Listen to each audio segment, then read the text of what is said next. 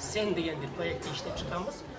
Бул проектти биз Музафош колдук бирикмеси биргелешип пилоттук негизде бул жыл ишке ашырып жатабыз бул проект.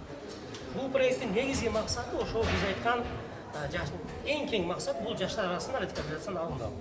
Бирок ага жетиш үчүн биз кичинекей бир максат кылып, ошол чоң муун менен кичинекей муун арасындагы ошол боштукту толтурайлы.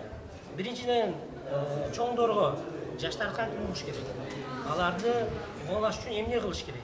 Аларга келип өз немесини оюнун айта билиш үчүн эмне кылыш керек деген бир мааниде бир аларны иштешкенбиз. Бул жактан болсо жаштарга өз оюнун кантип жеткире алыш керек? Чоңдор аларды угуш үчүн эмне кылыш керек деген бир иш менен иштешип, анан биргелештирип, буларды бир топ катары бир биздин ошол 30га жакын немебиз бар, проектке катышуучуларыбыз бар. Ошол менен иштеп келип, азыркы күндө эки жакта айтып атпайбы. Чоңдор айтат, биз дейт жаштар укпайт экенбиз, биз жаштарга мүмкүнчүлүк бербейт экенбиз, биз аларды ошо укпайт экенбиз, биз аларды сүйлөсө мейли деп коет экенбиз, бирок эмне жөнүндө сүйлөп аткан жөнүндө да тыкыр билбейт экенбиз деген нерсени айтса, жаштар биз уже более-менее мындай өзүбүзгө ишенип калдык. Чоңдор менен сүйлөшүп атканда сыйлап, ооба, сый бар, бирок сыйдын ичинде дагы ошо сыйлап сүйлөп атканда дагы өз биздин максат, өз оюбузду жеткире алабыз деген бир немеге келет.